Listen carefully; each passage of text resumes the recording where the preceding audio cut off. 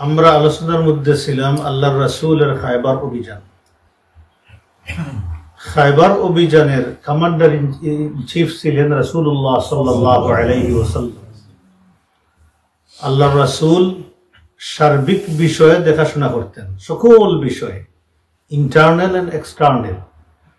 রাসূলুল্লাহ সাল্লাল্লাহু আলাইহি ওয়াসাল্লাম কোনো সময় কমান্ডার বানিয়ে সাহাবাদেরকে পাঠাইতেন কোনো দুর্গের উপরে অভিযান চালানোর জন্য।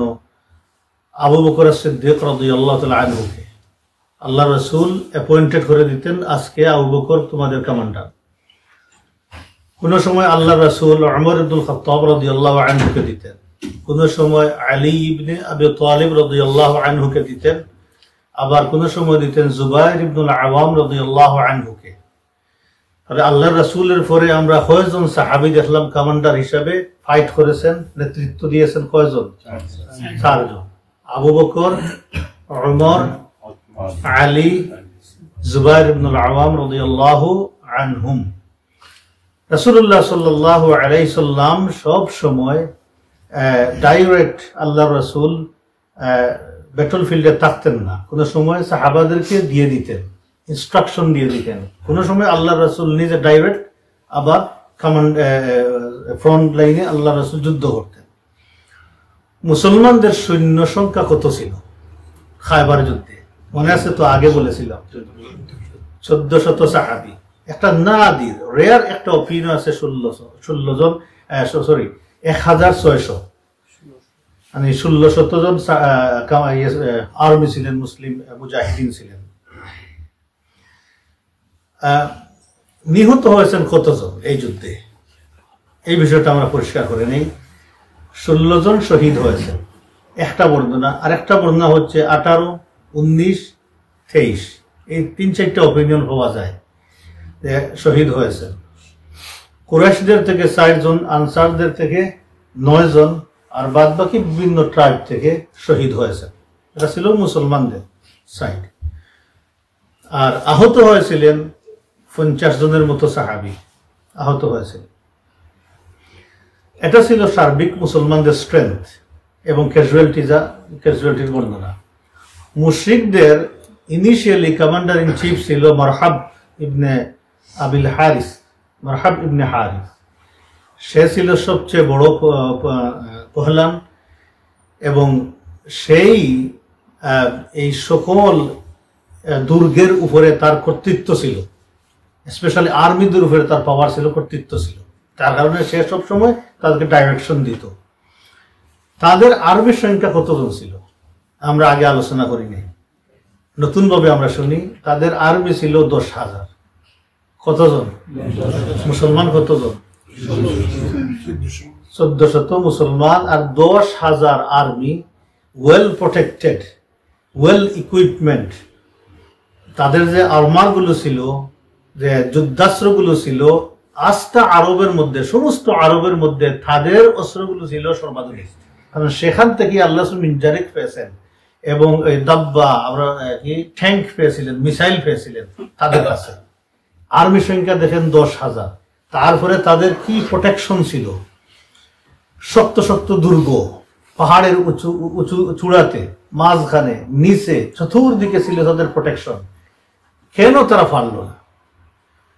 কারণটা কি মনে রাখেন, পরে রিমাইন্ড দিয়ে যদি আমি বলে চাই, ইনশাল্লাহ আমরা আলোচনা করবো ইনশাল্লাহ। এখন দেখি, এর on the top of that তাদের ভরসা ছিল গাতফানিরা আমাদেরকে সাহায্য করবে, এবং তাদের ওয়েল ইকুইপড এবং ট্রেইনড 4,000 আর্মি ছিল রেডি গাতফানিদের। এখন তাদের হিসাব ছিল 14,000 আর্মি তো আমাদের রেডি আছে, আর মুসলমানগণ গিয়েছেন তাদের বাড়িতে যুদ্ধ করার জন্য মাত্র 1400 সাহাবী। যুদ্ধ শেষে দেখা গেল, ক্যাজুয়ালিটি বাদ দিয়ে দেন, কারণ সবাই হয়ে গেছেন মুসলমানদের এখন হাতের ভিতরে। সবাই তো মুসলমানদের এখন গনিমত হিসাবে চলে আসছেন, বন্দী হয়ে গেছেন। মারা গেছেন কতজন? 93 জন। 93 তাদের জাহান্নামে গেছে ডাইরেক্ট, আর বাকি সবগুলো মুসলমানদের গনিমতের অংশ হয়ে গেছে। তাদের বাড়ি ঘর, সন্তান সন্ততি, তার স্ত্রী সবাই মুসলমানদের গনিমত হিসাবে চলে আসছে। এই ছিল সার্বিক মুসলমানদের স্ট্রেংথ এবং মুশরিকদের স্ট্রেংথ, মুসলমানদের ক্যাজুয়ালিটি এবং তাদের ক্যাজুয়ালিটি।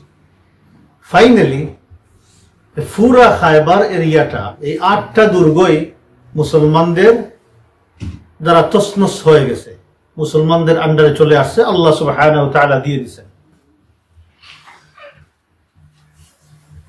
এখান থেকে আমরা শুরু করি এনাদার বর্ণনা।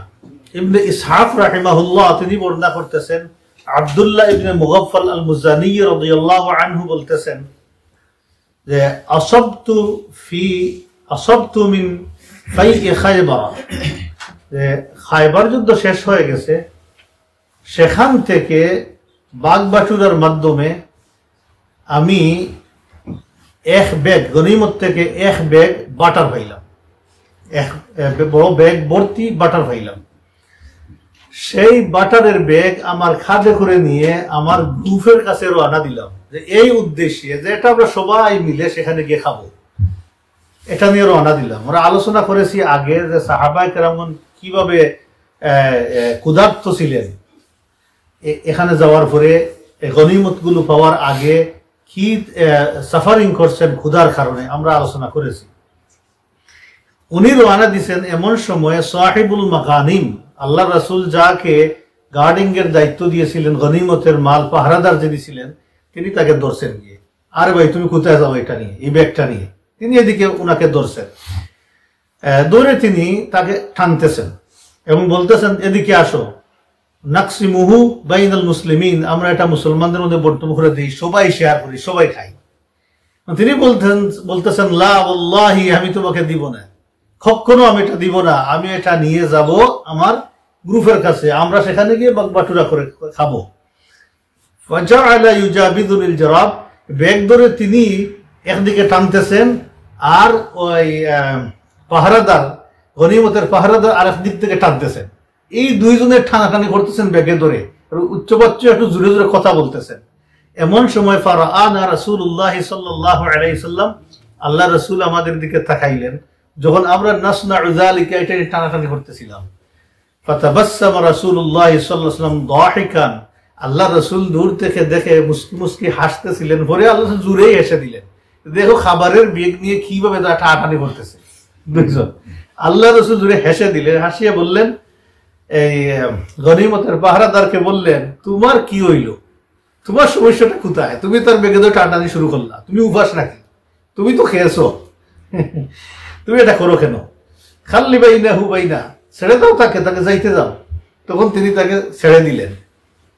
ফানতালাকতু বিহি, সাহাবী বলতেছেন আমি সেটা নিয়ে আমার গ্রুপের কাছে গেলাম, গিয়ে সবাই আনন্দ ফুর্তি করে ফাআকালনাহু, আমরা এই সবগুলো খেয়ে ফেললাম। এটা ছিল ইনিশিয়াল কাহিনী, যুদ্ধ শেষ হওয়ার পরে।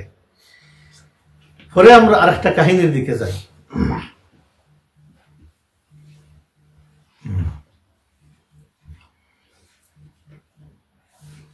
যুদ্ধ শেষ হয়ে গেছে, সর্বশেষ 2টা দুর্গ ছিল, মনে আছে তো, সালালিম আল ওয়াতিহ।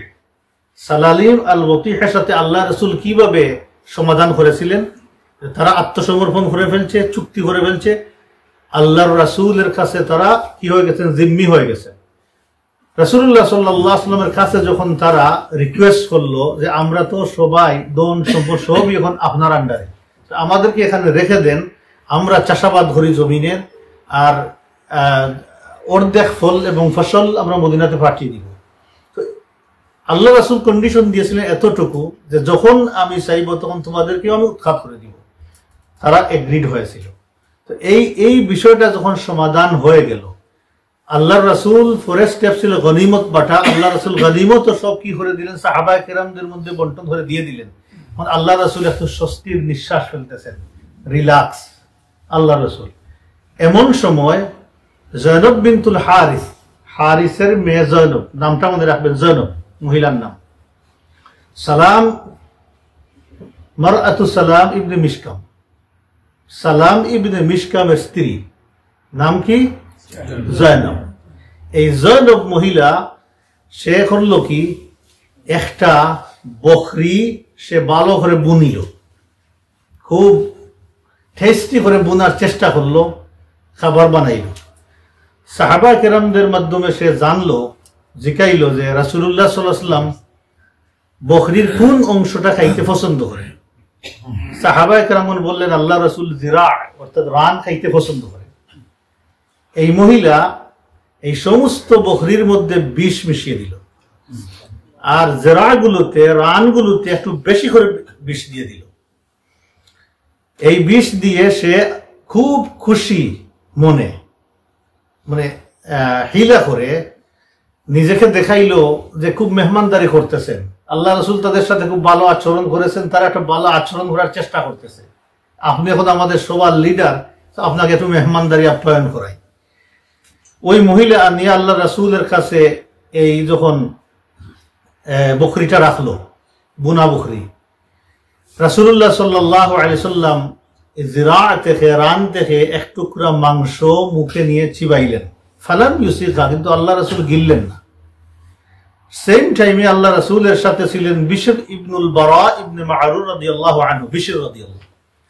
তিনিও এই বকরি থেকে একটু মাংস নিলেন, মুখে নিয়ে তিনি গিলে ফেললেন। রাসূলুল্লাহ সাল্লাল্লাহু আলাইহি ওয়াসাল্লাম থু করে ফেলে দিলেন। আল্লাহ রাসূল খান নাই মাংস, একটু চিবাইছেন, চিবাই আল্লাহ রাসূল ফেলে দিয়েছেন। ফেলে দিয়ে আল্লাহ রাসূল বললেন ইন্না হাযাল আযমা লা ইখবিরুনি আন্নাহু মাসমুম, এই হাড়টা আমাকে বলতেছে, এই মাংসর চাকাটা আমাকে বলতেছে যে বিষাক্ত, বিষ দেওয়া হয়েছে। এটা ছিল আল্লাহ সুবহানাহু ওয়া তাআলার সাহায্য, আল্লাহ রাসূলের প্রতি ওয়াহী ছিল। আল্লাহ সুবহানাহু ওয়া তাআলা আল্লাহর হাবিবকে জানিয়ে দিয়েছেন।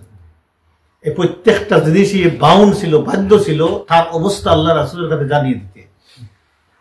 যদি আল্লাহ সুবহানাহু ওয়া তাআলা সেখানে কোনো প্রতিবন্ধকতা না করেন, প্রত্যেকটা জিনিস বুঝাই দিত আল্লাহ রাসূলকে, আল্লাহ পাকের ইন্টারফিয়ারি যদি না থাকতো। রাসূলুল্লাহ সাল্লাল্লাহু আলাইহি ওয়াসাল্লাম মহিলাকে ডাকলেন, ডাকিয়ে বললেন মা হামালাকি আলা যালিক, এ মহিলা তুমি জানাও তুমি কি কাজ করছো, এটাকে তুমি বিষ মিশাইছো তাই না, কেন তুমি বিষ দিলা?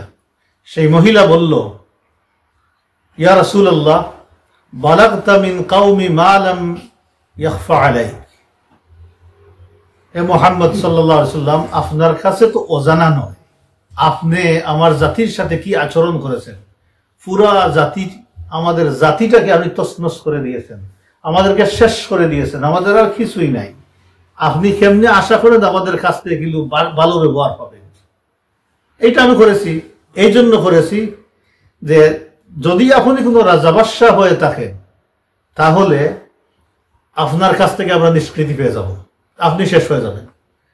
আর যদি আপনি ওয়াইন কানা নাবিয়ান, তাহলে যদি আপনি নবী হলে ফাসায়ুখবার, আপনাকে জানিয়ে দেওয়া হবে, আপনাকে হেফাজত করা হবে, এতে কোনো সন্দেহ নাই। এই জন্য আমি এই কাজটা করেছি। ফাতাজাওয়াজা আনহা রাসূলুল্লাহ, আল্লাহর রাসূল ওই মহিলার সত্য স্টেটমেন্ট দেওয়ার কারণে তাকে মাফ করে দিলেন। যাও তোমাকে মাফ করে দিলাম, এখানে একটা লেসন আছে মনে রাখবেন। কিন্তু বিশর ইবনে বারা আল আজিব রাদিয়াল্লাহু তাআলা আনহু যখন মারা গেলেন, বিষের কারণেই এক টুকরা মাংস খাইয়া মারা গেলেন, রাসূলুল্লাহ সাল্লাল্লাহু আলাইহি ওয়াসাল্লাম মহিলাকে ডেকে নিয়ে আনলেন এবং তাকে কিসাস করলেন, অর্থাৎ তাকে হত্যা করলেন, হত্যার বিনিময়ে তাকে হত্যা করলেন। এখানেই মাসআলা, কি মাসআলা দেখেন, আল্লাহর রাসূলের উপরে যদি পার্সোনালি কিছু আসতো, আল্লাহর রাসূল মাফ করে দেওয়াকে পছন্দ করতেন। পার্সোনালি কিছু আসলে আল্লাহ রাসূল মাফ করে দেওয়াটা পছন্দ করতেন। কিন্তু আরেকজন লিডার হওয়া সত্ত্বেও আরেকজনের হকটাকে তিনি নষ্ট করতেন না, এটা সম্ভবই না।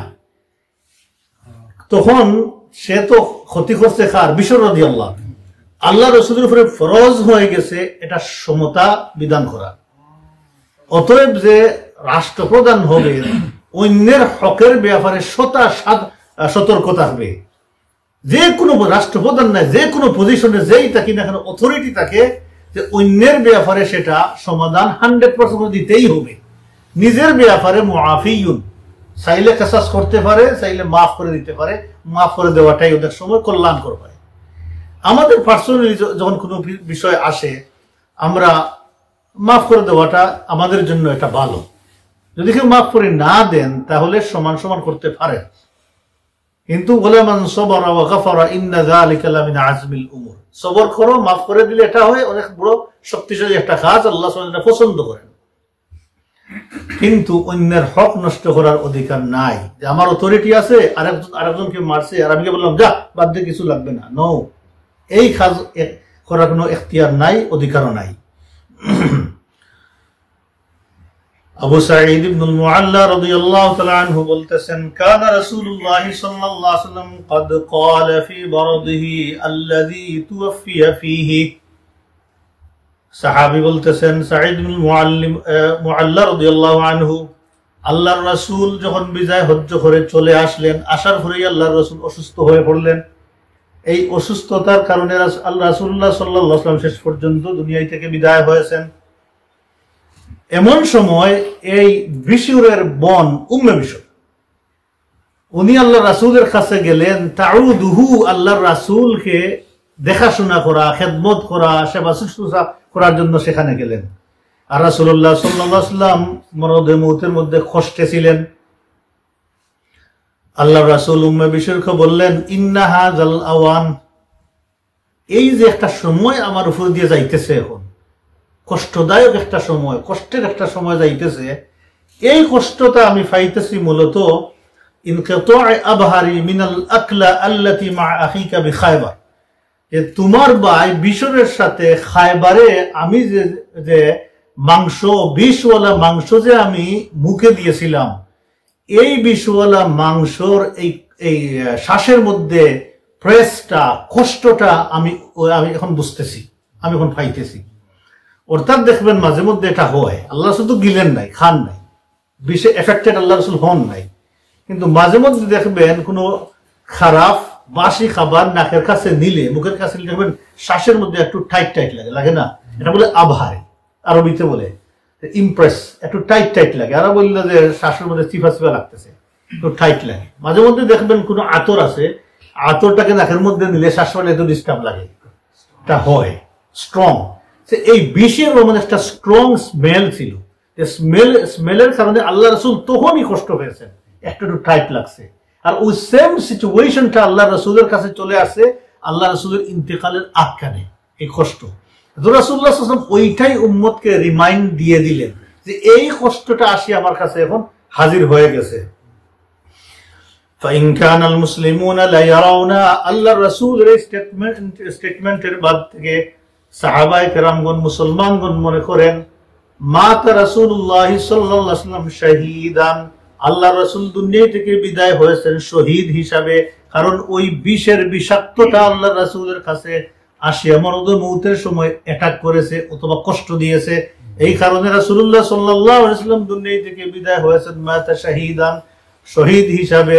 মা আকরামাহুল্লাহু বিহি মিনান নবুওয়া, অলরেডি আল্লাহ সুবহানাহু ওয়া তাআলা নবুয়তের মর্যাদা দিয়ে আল্লাহর রাসূলকে সম্মানিত করেছেন। মুস্তাফা বাছাই করা নবুয়তের মর্যাদা দিয়ে আল্লাহর হাবিবকে আল্লাহ সুবহানাহু ওয়া তাআলা সম্মানিত করেছেন, তার সাথে শাহাদাতের একটা স্পেশাল মর্যাদা সেইটাও আল্লাহ সুবহানাহু ওয়া তাআলা দিয়ে দিলেন এইটার বিনিময়ে। সুবহানাল্লাহ ওয়া বিহামদিহি। এখন কথা হইতে পারে এখানে রাসূলুল্লাহ সাল্লাল্লাহু আলাইহি ওয়াসাল্লামকে কি কেউ বিষ খাওয়াইয়া মারছে? কি বুঝলেন আপনারা? মারেন নাই। কিন্তু কেউ যদি বলে ফেলেন আল্লাহ রাসূলকে বিষ খাওয়াইয়া মারা হয়েছে, আমার কাছে এই সপ্তাহে দুই এক বক্তার কিছু ফাটাইছেন আমার কাছে, ফাটাই বলছে দেখেন একজন বলছেন যে বিষ খাওয়াইয়া মারা হয়েছে। ও বিষয়টা বললাম ঠিক আছে, উনি হয়তো বয়সের কারণে বুঝেন নাই, আস্তে আস্তে বুঝবেন, তো মাথা গরম করে লাভ নাই, বুঝতে একটু সময় লাগে। ইলম এমন এক জিনিস, এটা অনেক সময়ের ব্যাপার। আল্লাহ রাসূল তো আল্লাহ পাক দুনিয়াতে পাঠানোর আগেই রাসূল ছিলেন, আমরা আলোচনা করি নাই বিগিনিংয়ে, কিন্তু দায়িত্ব দিয়েছিলেন 40 বছর পার হওয়ার পরে। বয়স যত বাড়ে আকল তত স্পান হয়, মুখস্থ বিদ্যা কমে আসে। মুখস্থ বিদ্যা যখন কমে আসে তখন মানুষের বুদ্ধি শুদ্ধি আকল বাড়ে। তবে কিছু মানুষের আকল আর বাড়ে না, আটতি যায়, মাথাতে ঘুরে চলে যায়, আটতে থাকে বুদ্ধি। এটা সবার ব্যাপারে না, এটা কিছু কিছু মানুষের ব্যাপারে এমন হয়ে যায়। দেখবেন অনেক মুরব্বী মানুষ বেআকলের মতো কাজ করে, খারাপ কথা বলে, খারাপ কাজ করে, মানে এই সমস্ত মানুষের আসলেই বয়সের সাথে আকলও বাড়ে নাই, আল্লাহ আটকাই রাখছে। এটা কোনো কারণে আল্লাহ আটকাই রাখে। এই জন্য আল্লাহ তাআলার কাছে সবসময় আল্লাহ আকল চাইতে হয়। আল্লাহ তোমাকে আমাকে আল্লাহ যেমন হায়াত বাড়াইতে, সবার আকলটাকে আল্লাহ তুমি বাড়াইতে, এগুলো আল্লাহর কাছে চাইয়া দিতে হয়। যাই হোক, তো রাসূলুল্লাহ সাল্লাল্লাহু আলাইহি ওয়াসাল্লাম দুনিয়াতে বিদায় হয়েছেন, ডাইরেক্টলি কেউ বিষ খাওয়াইয়া মারে নাই, এমন কিছু করে নাই। এমন কিছু বললে সেটা ভুল হয়ে যাবে। আল্লাহ তাআলা যেন সবাইকে সঠিক কথাগুলো বলার তৌফিক দান করেন, বুঝার তৌফিক দান করেন। কেউ বললে যেন আমরা তার উপরে সরাসরি রাগও না করি, কারণ ইলমের ব্যাপার তো রাগ করে লাভ নাই। একজন বুঝছে 5 বছর পরে হয়তো এটা চেঞ্জ হয়ে যাবে। এখন মাঝখানে আমি অযথা খারাপ কথা বলে গুনাহগারের লাভটা কি? বুঝের উপরে এটা নির্ভর করে। হয়তো তার ইমানের মধ্যে এটা নাই, আমি কমেন্ট করে আমি নিজে খারাপ হয়ে যাব।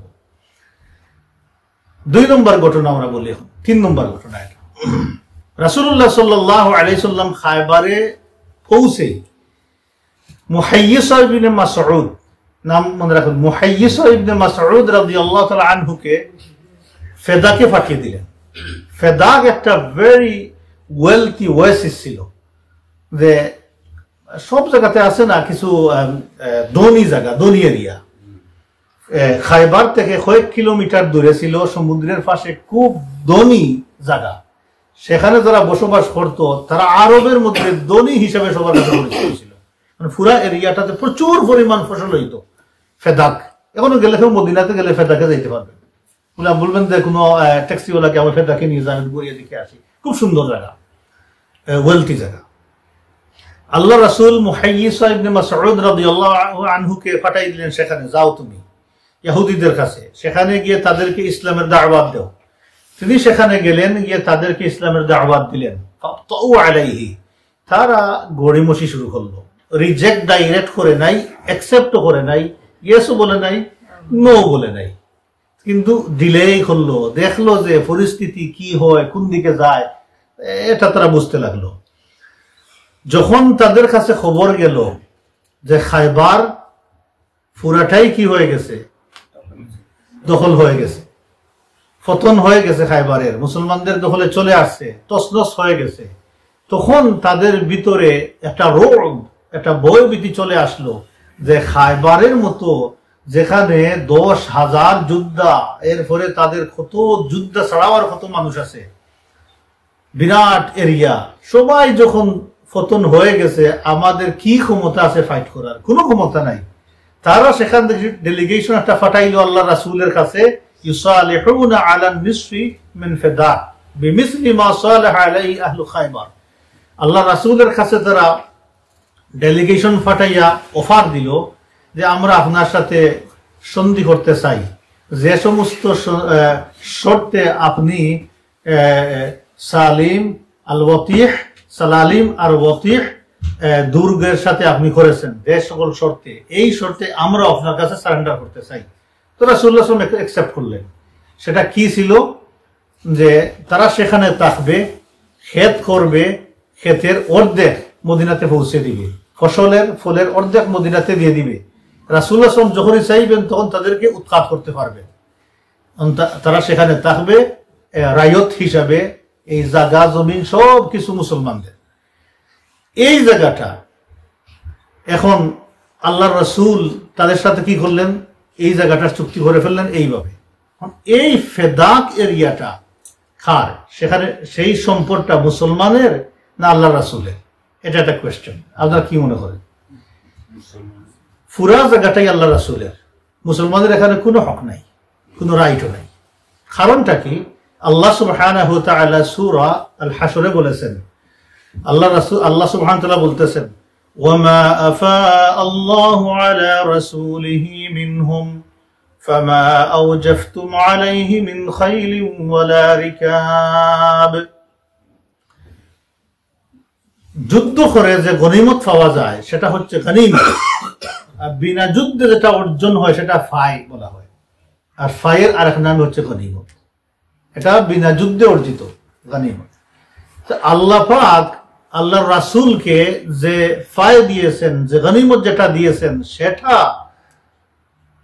অর্জিত হইতে ফামা আওজাফতুম আলাইহি মিন খাইলিন ওয়ালা রিকাব, এটার জন্য তোমরা কোনো অশ্বারোহী বাহিনী নিয়ে অ্যাটাক করোনি, কোনো পদাতিক বাহিনী নিয়ে অ্যাটাক করি, সেও তো যাও নাই সেখানে।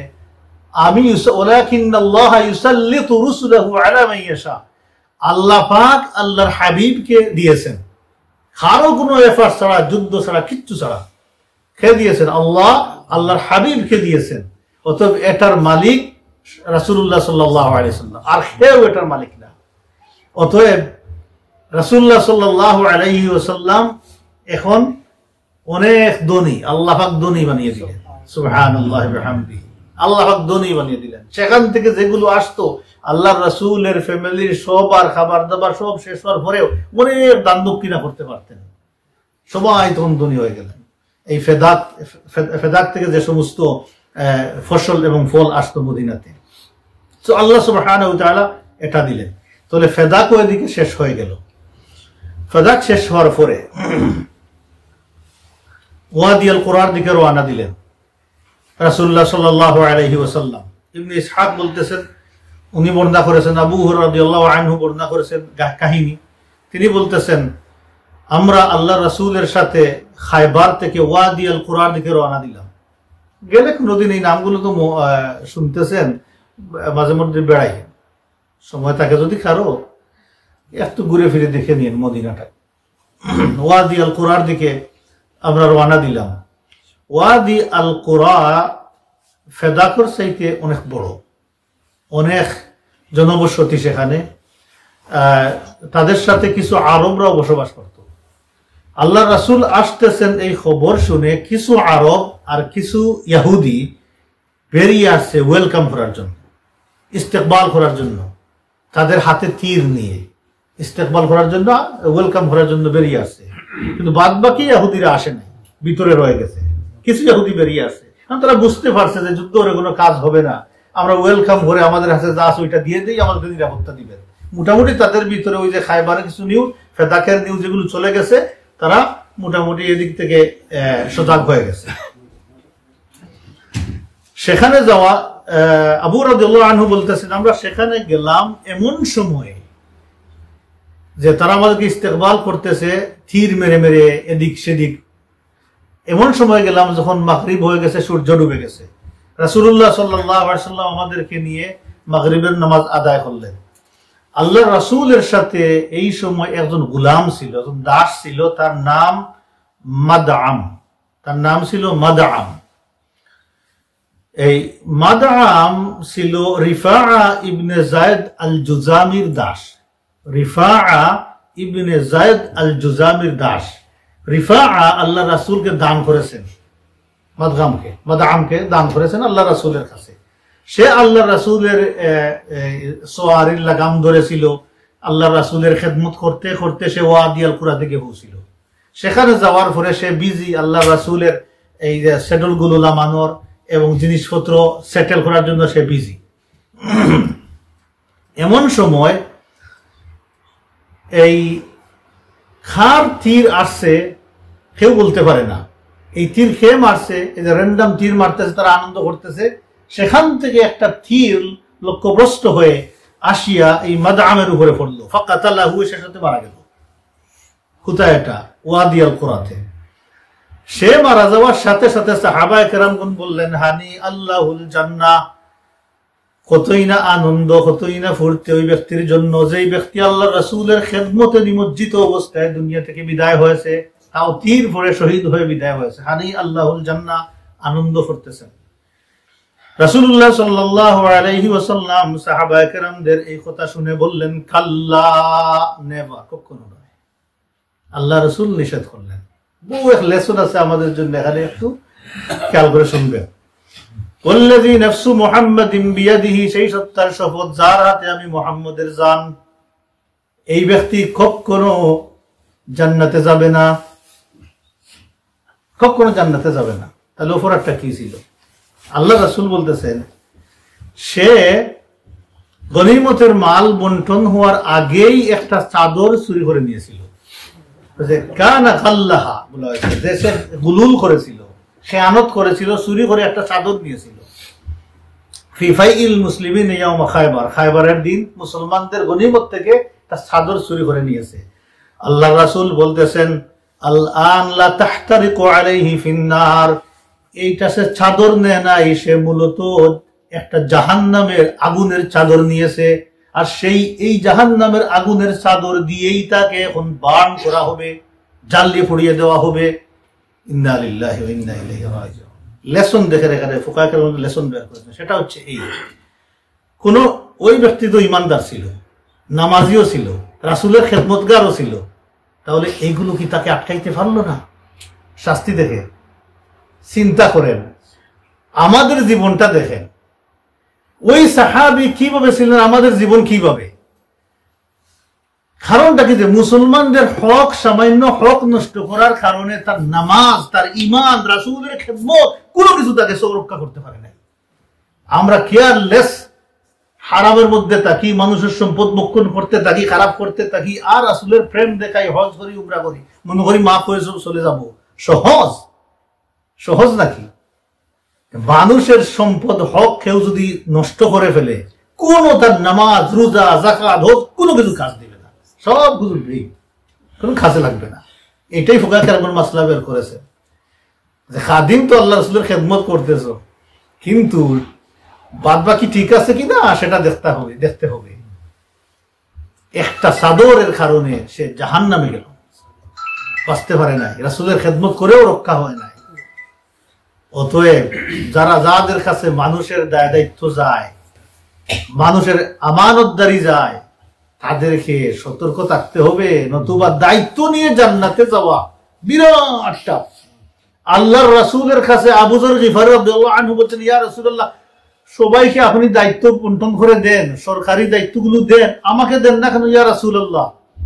আল্লাহ রাসূল বললেন, ও আবু যর, আমি আমার জন্য যা পছন্দ করি ওইটা তোমার জন্য পছন্দ করলাম।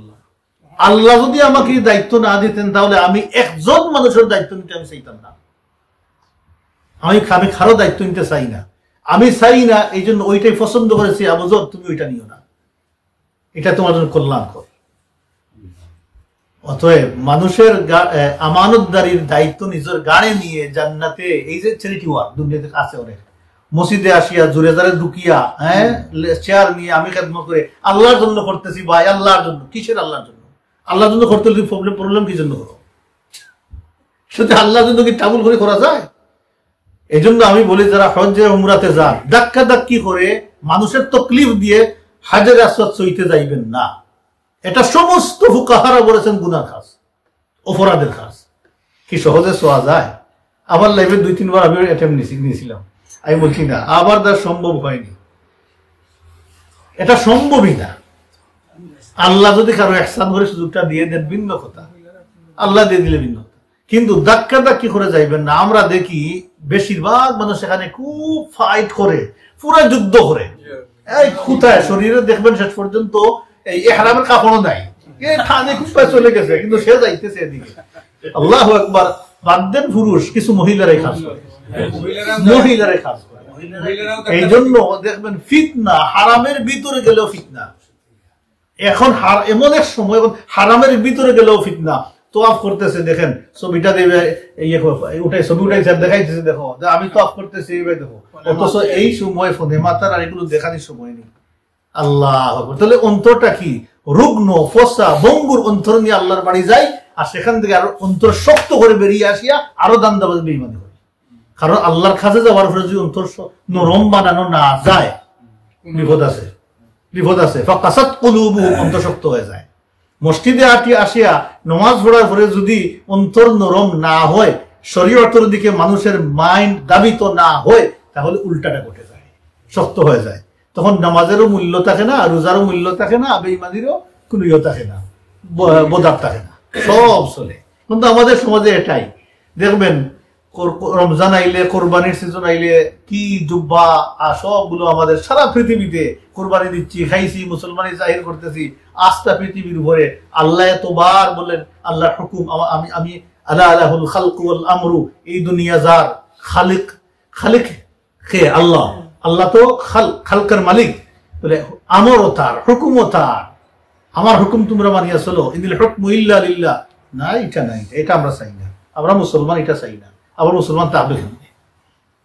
এই অবস্থা হয়ে গেছে, কারণ আমাদের অন্তর হতে পারে শক্ত হয়ে গেছে। অতএব আল্লাহ রাসূল যখন এই ঘোষণা দিলেন না সে জাহান্নামের আগুনে জ্বলবে, বিকজ সে একটা চাদর সেখান থেকে খেয়ানত করেছে, চুরি করেছে। আবু হুরায়রা রাদিয়াল্লাহু তাআলা আনহু বলেন, আল্লাহ রাসূলের এক সাহাবী এই কথাটা শুনলেন, তিনিও একই কাজ করেছিলেন। তিনি ওনার একটা জুতা আছে, যুদ্ধ করতে গিয়ে জুতার 2টা ফিতা ছিঁড়ে গেছে, তিনি 2টা ফিতা সেখান থেকে নিয়েছেন, অথবা ছোট্ট 2টা রশি সেখান থেকে তিনি নিয়েছিলেন। দৌড়ে এসে আল্লাহ রাসূলের কাছে বললেন, ইয়া রাসূলুল্লাহ, আমি তো 2টা ফিতা অথবা 2টা রশি সেখান থেকে নিয়ে নিছি। আল্লাহ রাসূল বললেন, আল্লাহ রাসূল ওই সাহাবীর উদ্দেশ্য করে বললেন, শিরাকানে মিনান নার, তুমি সেখান থেকে 2টা ফিতা, জুতার ফিতা নেও নাই, জাহান্নামের 2টা ফিতা নিয়েছো, আগুনের 2টা ফিতা নিয়েছো। সাহাবী বয়ে খাটতে খাটতে সেইগুলো নিয়ে গনিমতের মালের মধ্যে ফেলে দিয়েছেন। সুবহানাল্লাহ বিহামদিহি। এত বড় অপরাধ যে অন্যের হক নষ্ট করা, অন্যের সম্পদ খাওয়া।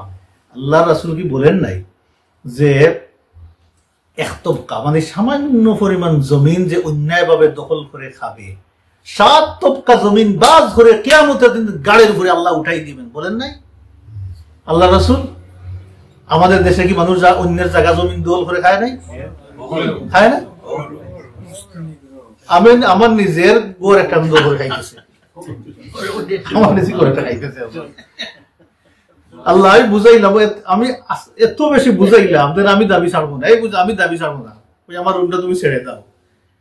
তারপরে ভাই এটা আমি আমার টাকাকেই বলে সারেন্ডার হয়ে যায়। আমার দুনিয়াতে দেখেন নিজের কিছুর জন্য কিছু করতে আমার লজ্জা লাগে অনেক। আত্মীয় স্বজন ভাই বেরোতে সেই বলছে, হ্যাঁ তুমি এই করো না, সেই করো নেও না, কেন মিলিটারি আছে, দেশে গিয়ে বললো দিয়ে দিবে ছুটে গিয়ে। বললাম দেখেন না, দরকার নেই, খাক, অসুবিধা কি আছে? আমার তো লস নেই, আমাদের লস আছে নাকি? আমি তাকে বুঝাইছি, দিন বুঝাইয়া দিছি, ভাই আমি দাবি ছাড়তাম না, কি আমার তোর দিন আমার এটা নিয়ে নিব। তারপরে যদি সে বুঝে না, খাক, অসুবিধা কি আছে? দুনিয়াতে আনি আমরা আল্লাহ দেখেন, একটা জিনিস দেখবেন, আল্লাহ পাক আপনাদেরকে আমাদেরকে যে রিজেক্ট দিয়েছেন দুনিয়াতে, আমরা সব অর্জিত রিজেক্ট আমরা সব খাইতে পারতেছি? ইম্পসিবল, কিছুই হচ্ছে না। আল্লাহ যা দিয়েছেন দেখবেন মরদে মৌতের সময় সব রয়ে গেছে, সামান্য অংশ সেখান থেকে আমি নিজে বুক করেছি, সব রয়ে গেছে, অত কি দরকার? আচ্ছা, ওয়াদিয়াল কুরাতে পৌঁছে রাসূলুল্লাহ সাল্লাল্লাহু আলাইহি ওয়াসাল্লাম সাহাবা কিরামদেরকে যুদ্ধের জন্য সারিবদ্ধ করলেন, যুদ্ধ করার জন্য রেডি করলেন। সাআদ ইবনে উবাদা রাদিয়াল্লাহু আনহুকে একটা পতাকা দিলেন, আরেকটা পতাকা দিলেন হুবাব ইবনুল মুনজির রাদিয়াল্লাহু আনহুকে, আরেকটা পতাকা দিলেন সাহল ইবনে হানিফ রাদিয়াল্লাহু আনহুকে, আরেকটা পতাকা দিলেন উবাদ ইবনে বিশর রাদিয়াল্লাহু আনহুকে। দিয়ে যুদ্ধের জন্য রেডি করলেন সাহাবায়ে কেরামদেরকে। আল্লাহ রাসূল বললেন, রেডি থাকো, আমি যাই সামনে। সেখানে গিয়ে তাদেরকে ইসলামের দিকে দাওয়াত দিলেন, ইয়াদউহুম ইলাল ইসলাম, ইসলামের দিকে দাওয়াত দিলেন তাদেরকে। ফাআবাউ, তারা অস্বীকার করলো, ইসলাম কবুল করতে তারা চাইল না। তাদের থেকে একজন বেরিয়ে আসলো মুবারাজার জন্য, 1-to-1 ফাইটিং করার জন্য ঘোষণা দিল। যখন ঘোষণা দিল, জুবাইর ইবনুল আওয়াম রাদিয়াল্লাহু আনহু সামনে গেলেন, গিয়ে তাকে জান্নাতে পাঠিয়ে দিলেন। আরেকজন আসলো, জুবাইর ইবনুল আওয়াম, তাকেও পাঠিয়ে দিলেন জাহান্নাম। তারপরে আরেকজন আসিয়া 1-to-1 ফাইটিং এর ডাক দিল, আলী ইবনে আবি তালিব রাদিয়াল্লাহু আনহু, তাকেও জাহান্নামে পাঠিয়ে দিলেন। এইভাবে এক এক করে 11টা ইহুদিকে জাহান্নামে পাঠিয়ে দিলেন সাহাবাগণ। একজন মারা যাইতো, আরেকজন আসার আগেই রাসূলুল্লাহ সাল্লাল্লাহু আলাইহি ওয়াসাল্লাম তাদেরকে ইসলামের দাওয়াত দিতেন। আল্লাহর রাসূল এত সিনসিয়ার ছিলেন যে আর মরক না, মরলেই তো জাহান্নামে যাবে, একটা জান। এত মহব্বত ছিল আল্লাহ রাসূলের অন্তরের ভিতরে মানুষের প্রতি, যাতে একজন মানুষ আটকো। জন্য আল্লাহ রাসূল বলেছেন যে আগুন জ্বালাইলে কীট পতঙ্গগুলো যেভাবে জাফাই জাফাই আগুনের মধ্যে গিয়ে পড়ে, বুঝে পড়ে না, না বুঝে পড়ে? না বুঝে পড়ে। যদি বুঝতো সেখানে কিন্তু মরবে যাইতো। আল্লাহ রাসূল বলতেছেন আল্লাহ পাক জাহান্নামের আগুন জ্বালাইছেন, আর মানুষ কীট পতঙ্গের পড়তো জাফাই জাফাই গিয়ে পড়তেছে, আর আমি খবরে ধরে আটকাইবার চেষ্টা করতেছি, কিন্তু আটকাইতে পারতেছি না। সহিহ হাদিস, আল্লাহ রাসূল বলতেছে। তো আল্লাহ রাসূল একজন মারা গেলে আর একজন আসার আগেই দাওয়াত দিতেন দিনের, যে মুসলমান হয়ে যা, আর মরিস না। আল্লাহ রাসূল এদিকে ডাকতেন। অবশেষে আল্লাহ রাসূল সবাইকে ডাক দিলেন যে তোমরা মুসলমান হও। তারা মুসলমান আর হইল না। ওই দিন এইভাবে যুদ্ধ চললো, খন্ড খন্ড যুদ্ধ চললো। নামাজের সময় হইলে আল্লাহর রাসূল নামাজের ইমামতি করতেন, নামাজ শেষ করে আবার আল্লাহর রাসূল এবং সাহাবা কেরামুল ফ্রন্ট লাইনে যাইতেন, সাহাবা কেরামুল যুদ্ধ করতেন। সো আল্লাহ রাসূল যুদ্ধ করার আগেই আবার ডাক দিন তাদেরকে ইলাল ইসলাম ও ইলাল্লাহি ওয়া রাসূলিহি, আল্লাহর দিকে, রাসূলের দিকে, ইসলামের দিকে তাদেরকে আহ্বান করতেন। তারা যখন রিজেক্ট করতো তারপরে যুদ্ধ শুরু করতেন। এই দিন শেষ হয়ে গেল। পরের দিন আবার যুদ্ধের জন্য রেডি হয়েছেন, এখনো মিড ডে হয় নাই, কিন্তু তারা বেরিয়ে আসতেছে না। কিছু সময় পরে দেখা গেল, মিড ডের আগেই দেখা গেল যে তারা সারেন্ডার করে ফেলছে।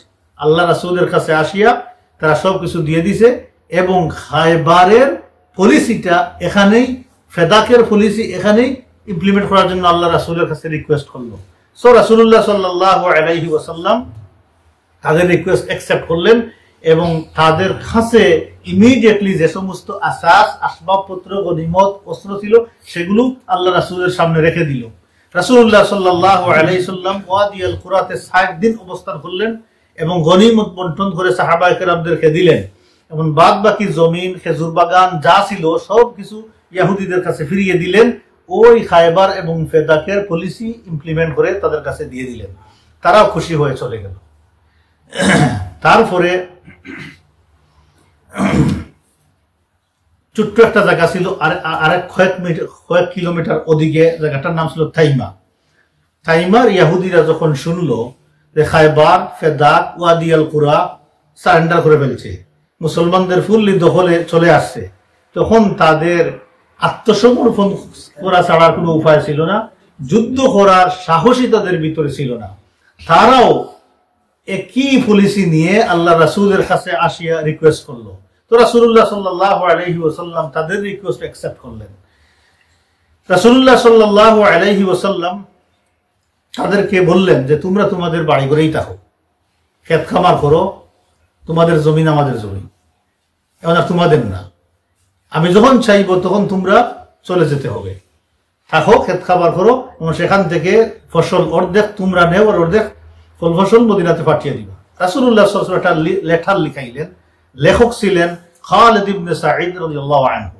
লেটারটা ছিল এইভাবে: হাযা কিতাবু মুহাম্মদ রাসূল লিনবী আদিয়ান লিবনি আদিয়ান, যে এই কিতাব, এই চুক্তিনামা মুহাম্মদুর রাসূলুল্লাহ সাল্লাল্লাহু আলাইহি ওয়াসাল্লামের পক্ষ থেকে বনি আদের প্রতি চুক্তিনামা, জিম্মা, যে তোমরা এখন জিম্মি। জিম্মি মানে কি? মুসলমানদের অধীনস্থ, তোমরা এখন জিম্মি হয়ে গেছো। ওয়া আলাইহিমুল জিজিয়া, এবং তাদের উপরে জিজিয়া আরোপ করা হলো, স্পেশাল ট্যাক্স। জিজিয়া কার উপরে দেওয়া যায়? ইহুদিদের কাছে উপরে, খ্রিস্টানদের উপরে, মাজুসিদের উপরে, কিন্তু মুশরিকদের উপরে কোনো জিজিয়া নাই। মনে রাখবেন এটা, মুশরিকদের কোনো জিজিয়া নাই। আল্লাহ রাসূল বললেন লা আদা ওয়ালা জালাআ, বাড়াবাড়ি করা হবে না, তোমাদেরকে দেশ থেকে বিতাড়ন করা হবে না। আল-লাইলু মাদ্দুন ওয়ান নাহারু শাদ্দুন, এটা পরিভাষা। ওই আল-লাইলু মাদ্দুন মানে রাত লম্বা, দিন কষ্টসাধ্য। এর মানে কি? মানে দিনের বেলা কাম করো তোমরা, এই সুযোগ দেওয়া গেল। রাত লম্বা মানে কি? দীর্ঘ সময় থাকতে পারবে, এইটাই বুঝাইলেন। আল-লাইলু মাদ্দুন নাহারু শাদ্দুন, এর মানে তোমরা এখন সিকিউ, আমান, যতক্ষণ তোমরা এই চুক্তির উপরে থাকবা। অতএব তারা আল্লাহ রাসূলের সাথে চুক্তি করে শান্তিতে থাকলো, ক্ষেত খামার করলো, আর মুসলমানদেরকে অর্ধেক ফল এবং ফসল মদিনাতে পাঠিয়ে দিত। লাস্ট পয়েন্ট আমরা আলোচনা শেষ করে দিই। আগে আমরা কিছু আলোচনা করেছি এই বিষয়ে, বলেন তো এখন সফিয়া রাদিয়াল্লাহু তাআলা আনহার ঘটনা। সফিয়া কে ছিলেন? হুয়াই ইবনে আখতাবের মেয়ে সফিয়া, বনু কুরাইজা, বনি নদীরের লিডার ছিল সে। আর সফিয়ার হাজবেন্ড ছিলেন কিনানা ইবনে আবিল হুকাইক, সে আবার বনু কুরাইজারও লিডার ছিল। সেখান থেকে গিয়ে সে ওই খায়বারের ওই এরিয়াটা কি করেছিল, সে একটা দুর্গ কিনেছিল। খুব রিচ, ধনী, বলে না যে সম্মানিত, ধনী দুইটা ফ্যামিলির সাথে সম্পর্ক। এবং সফিয়া খুব নামি দামি, সুন্দরী এবং সম্মানিত একজন মহিলা। ওই সময় মুসলমানদের হাতে বন্দী হওয়ার আগেই তিনি সম্মানিত ছিলেন। উনার স্বামী বিশ্বাসঘাতকতার কারণে আল্লাহ রাসূল হত্যা করেছিলেন কিনানাকে, আমরা গত সেশনে আলোচনা করেছি। এখন বন্দীদের মধ্যে তিনিও, সফিয়া রাদিয়াল্লাহু আনহাও, সকল বন্দীদের সাথে মহিলাদেরকে আলাদা করে রাখা হয়েছে। দাহিয়া আল খালিফা রাদিয়াল্লাহু আনহু, দাহিয়াতুল কালবি রাদিয়াল্লাহু আনহু আল্লাহ রাসূলের কাছে গিয়ে বলছেন, ইয়া রাসূলুল্লাহ, দাসীদের থেকে আমাকে একজন দাসী দেন। আল্লাহ রাসূলের কাছে গিয়ে রিকোয়েস্ট করছেন। আল্লাহ রাসূল বলছেন, এখানে আছে অনেক, যে কোনো একজনকে তুমি নিয়ে যাও। তিনি সেখানে গেছেন, গিয়া সফিয়া রাদিয়াল্লাহু আনহাকে তিনি নিয়ে গেছেন। একজন সাহাবী যখন দেখলেন যে সফিয়া রাদিয়াল্লাহু আনহা দাহিয়াতুল কালবির কাছে, আল্লাহ রাসূলের কাছে এসে বললেন, ইয়া রাসূলুল্লাহ, আপনি সফিয়াকে দাহিয়াতুল কালবির কাছে দিয়ে দিয়েছেন, এটা তো ইয়া রাসূল মানানসই হয় না। এত বড় ফ্যামিলির একটা মহিলা, তার পজিশন আর সাহাবীর সাথে কিন্তু মিল হচ্ছে না। ইয়া রাসূলুল্লাহ, আমার মনে হয় এই মহিলাকে ইয়া রাসূলুল্লাহ আপনি রাখেন দয়া করে। সাহাবী রিকোয়েস্ট করলেন। তো আল্লাহ রাসূল চিন্তা করলেন, হতে পারে মানুষের অনেক সময় তো মেন্টালিটি সেটআপ এইভাবেই থাকে, এত বড় ফ্যামিলির একজন মহিলা কিভাবে একজন সাধারণ পাবলিকের সাথে জীবন কাটতে পারে। বড় তো সবারই মাথার মধ্যে থাকে, একটা পজিশন থাকে মাথার মধ্যে। সো রাসূলুল্লাহ সাল্লাল্লাহু আলাইহি ওয়াসাল্লাম কনসিডার করলেন ওনার রিকোয়েস্ট। আল্লাহ রাসূল দেখাইলেন, উভয়কে নিয়ে আসো। তো দাহিয়াতুল কালবি আসছেন, সাথে সফিয়াও আসছেন। আল্লাহ রাসূল সফিয়ার দিকে তাকাইলেন, তাকিয়ে দেখলেন ঠিকই ওই মহিলার মধ্যে অনেক গাম্ভীর্যতা, অনেক বুঝ, ম্যাচিউরিটি, তারপর তার পজিশন, সবগুলো আল্লাহ রাসূল দেখার সাথে বুঝতে পারলেন। তো রাসূলুল্লাহ সাল্লাল্লাহু আলাইহি ওয়াসাল্লাম দাহিয়াতুল কালবিকে বললেন, তুমি গিয়ে আরো যে কোনো একজন নিয়ে যাও, তাকে এখানে রেখে যাও। রেখে যাওয়ার পরে রাসূলুল্লাহ সাল্লাল্লাহু আলাইহি ওয়াসাল্লাম সফিয়া রাদিয়াল্লাহু তাআলা আনহাকে ইসলামের দাওয়াত দিলেন। আল্লাহ রাসূলের ইসলামের দাওয়াত তিনি পেয়ে সাথে সাথেই আনন্দ চিত্তে খুশি মনে অ্যাকসেপ্ট করলেন, মুসলমান হয়ে গেলেন, সাথে সাথে মুসলমান হয়ে গেলেন। তো আল্লাহ রাসূল মুসলমান হওয়ার পরে মুক্ত করে দিলেন। সাহাবায়ে কেরামদের রিকোয়েস্টের কারণে আল্লাহ রাসূল বিবাহ করলেন, মোহর দিলেন। এই দাসত্ব থেকে মুক্ত হওয়ার যে প্রাইস, মুক্ত হওয়াটাই মোহর হিসাবে মোহর ধার্য করে আল্লাহ রাসূলের সাথে বিবাহ হয়ে গেল সফিয়া রাদিয়াল্লাহু তাআলা আনহা।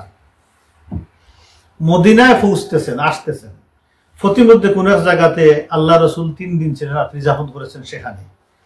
এমন সময় উম্মে সুলাইম রাদিয়াল্লাহু আনহা সফিয়াকে সাজগুজ করে সাজিয়ে গুজিয়ে আল্লাহ রাসূলের কাছে দিয়েছেন কনজুমেশন করার জন্য। আল্লাহ রাসূলের সাথে মিলমিশের জন্য ব্যবস্থা করেছেন। মূল অর্গানাইজার ছিলেন মহিলাদের পক্ষ থেকে উম্মে সুলাইম রাদিয়াল্লাহু আনহা, এই ব্যবস্থা করেছেন। রাসূলুল্লাহ সাল্লাল্লাহু আলাইহি ওয়াসাল্লাম সেখানে ওনার সাথে ছিলেন 3 দিনের মতো। পরের দিন রাসূলুল্লাহ সাল্লাল্লাহু আলাইহি ওয়াসাল্লাম 5 দিনের পরেই সকালবেলা ওলিমার ব্যবস্থা করেছেন। খেজুর, ঘি, ছাতু দিয়ে সাহাবায়ে কেরামদের সবাইকে আপ্যায়ন করাইছেন। খাবার দাবার আল্লাহ রাসূল খাবার দাবারের ব্যবস্থা করেন, সবাই খাইছেন। এমন সময় রাসূলুল্লাহ সাল্লাল্লাহু আলাইহি ওয়াসাল্লাম সফিয়া রাদিয়াল্লাহু তাআলা আনহার চেহারার মধ্যে একটা স্পট দেখলেন। আল্লাহ রাসূল জিজ্ঞাসা, সফিয়া, তোমার এই চেহারাতে স্পট কেন? এর কারণটা কি? মা হাযা? সফিয়া রাদিয়াল্লাহু তাআলা আনহা বললেন, ইয়া রাসূলুল্লাহ, রাআইতু ক্বাবলা কুদুমিকা আলাইনা, আপনি মদিনা খায়বারে আসার আগেই, স্টিল আপনি তখন মদিনাতে, খায়বারে আসার আগেই আমি একটা স্বপ্ন দেখেছিলাম। কান্নাল কামার জালুম মিন মাকানিহি ওয়া সাকাতা ফি হুজরি। ইয়া রাসূলুল্লাহ, আমি স্বপ্নে দেখেছি আকাশের দিকে তাকাইয়া, যে আকাশে দেখলাম একটা চাঁদ ঝলমল করতেছে। হঠাৎ করে দেখি সেই চাঁদটা খসে পড়ছে। পড়তে পড়তে পড়তে পড়তে আমি তাকাইতেছি, দেখতে দেখতে দেখি ইয়া রাসূলুল্লাহ, সেই চাঁদটা আসিয়া আমার কুলের মধ্যে পড়ে গেল। ইয়া রাসূলুল্লাহ, সকালবেলা এই স্বপ্ন যখন আমার হাজবেন্ডকে বললাম, স্বামীকে বললাম, সে এত জোরে আমাকে একটা তাপ্পড় মেরেছে, সেই তাপ্পড়ের দাগ হচ্ছে এইটা। সুবহানাল্লাহ ওয়া বিহামদিহি। তাহলে আল্লাহ পাক আগ থেকেই ম্যানেজ করে রেখেছেন, নসিবে আছে বালা, আল্লাহ সুবহান সেই বালাটা আল্লাহ রাসূলের জন্য আগ থেকেই বাছাই করে রেখেছেন। সুবহানাল্লাহ ওয়া বিহামদিহি। সে তাপ্পড় দিয়ে বলছে যে তুই মদিনার ওই ব্যক্তি শাসক হইতে চাস আর তার ঘরে যাইতে চাস, তার বউ হইতে চাস, এইভাবে বোকা জোকা দিয়ে সে তাপ্পড়টা দিয়েছে। এত জোরে মারছে তাপ্পড়, আর সবেমাত্র বিবাহ হয়েছে। চিন্তা করেন, রাহিমেন না। তাই তো এটা আমরা বলতে পারি। গাছার দিকে তাকাইলে না কি বলতে পারি এদেরকে? মানুষ, জন্তু জানোয়ার, জন্তু জানোয়ার। এর আল্লাহ এদেরকে জন্তু জানোয়ারই বলেছেন। فبات رسول الله صلى الله عليه وسلم بها في قبة له رسول الله صلى الله عليه وسلم صفية رضي الله تعالى عنها কে নিয়ে কুব্বার ভিতরে, তাঁবুর ভিতরে রাত্রি যাপন করতেছেন। فبات أبو أيوب خالد بن زيد أخو بني نجار, আর খালিদ ইবনে যায়েদ, আবু আইয়ুব খালিদ ইবনে যায়েদ বনি নজ্জারের ব্রাদার, মুতাওয়াশশিআন সাইফাহু, তরবারি হাতে নিয়ে তাঁবুর বাহিরে ইয়াতুইফু বিল কুব্বা, কুব্বার চতুর্দিকে হাঁটতেছেন সারা রাত এইভাবে। আর আল্লাহর রাসূল তাঁবুর ভিতরে, আর উনি তো তাঁবুর বাহিরে তরবারি নিয়ে হাঁটতেছেন, আল্লাহর রাসূলকে গার্ড দিচ্ছেন, ফাড়া দিতেছেন। হাত্তা আসবাহা রাসূলুল্লাহ ফালাম্মা রাআ মাকানা, সকালবেলা ফজরের সময় আল্লাহর রাসূল যখন দেখলেন আবু আইয়ুবকে, বললেন মালাকা ইয়া আবু আইয়ুব, ও আবু আইয়ুব তোমার কি হয়েছে? চোখ লাল, ঘুমাও নাই সারা রাত, তরবারি ঝুলানো, বিষয়টা কি? তুমি হাঁটতেছো তাঁবুর বাহিরে, বিষয়টা কি তুমি আমাকে বলো। তিনি বললেন ইয়া রাসূলুল্লাহ, এক নম্বর খিফতু, তিনি বললেন ইয়া রাসূলুল্লাহ খিফতু আলাইক মিন হাযিহিল মারআ, আমি খুব আশঙ্কার মধ্যে ছিলাম এই মহিলার ব্যাপারে, মহিলার কাছ থেকে কোনো খারাপ কিছু হয়ে যায় নাকি আপনার ব্যাপারে, এই আশঙ্কার মধ্যে আমি ছিলাম। ইয়া রাসূলুল্লাহ, আমি তাঁবুতে গেছি ঘুমানোর জন্য, কিন্তু ঘুমাইতে পারি নাই। ইয়া রাসূলুল্লাহ, আমি উঠে চলে আসছি আপনাকে গার্ড দেওয়ার জন্য, যদিও মহিলা খারাপ কিছু করে ফেলে। ইয়া রাসূলুল্লাহ, আপনি ওই মহিলা হাজবেন্ডকে হত্যা করেছেন, তার পিতাকে হত্যা করেছেন, তার জাতিটাকে তছনছ করে সব দিয়েছেন, আর সবে মাত্র সে ইসলাম কবুল করেছে, কিভাবে আমি নিরাপত্তা ফিল করতে পারি আপনার জন্য? সুবহানাল্লাহ ওয়া বিহামদিহি, কি লাভ, কি মুহাব্বত সাহাবী ছিল, সুবহানাল্লাহ, আজীব। এটা হচ্ছে বাস্তবতা, লাভ মুহাব্বতের। সারা রাত ফড়া দিচ্ছেন। আল্লাহ রাসূল যখন এই স্টেটমেন্ট শুনলেন, শোনার পরে আল্লাহ রাসূল ওনার জন্য একটা দোয়া করলেন। দোয়াটা হচ্ছে এই, আল্লাহুম্মা ইহফাজ আবু আইয়ুব, ও আল্লাহ আবু আইয়ুবকে তুমি হেফাজত করো, আল্লাহ তুমি আবু আইয়ুবকে হেফাজত করো, কামা বাতা ইয়াহফাজুনি, যেভাবে সে জেগে জেগে সারা রাত আমাকে গার্ড দিয়েছে, আমার হেফাজত করেছে। সুবহানাল্লাহ ওয়া বিহামদিহি, উনি এই কাজটা করে সাকসেস হয়ে গেলেন, সফলতা হয়ে গেল ওনার। এখান থেকে আমরা কন্টিনিউ আলোচনা করব ইনশাআল্লাহ। প্রত্যেকটা ঘটনার ভিতরে দেখবেন আমাদের লেসন আছে। আল্লাহ রাসূলের সিরাটা লেসন, এই উম্মতের লেসনে পরিপূর্ণ। আল্লাহ তাআলা যেন আমাদেরকে আল্লাহ রাসূলের সিরা বুঝার, তার উপরে তাকার আমল করার তৌফিক দান করুন। সুবহানাল্লাহ, আল্লাহর ঘটনা শেষ। বিহামদিহি, আশহাদু আল্লা ইলাহা ইল্লা আনতা, আস্তাগফিরুকা ওয়া আতুবু ইলাইক।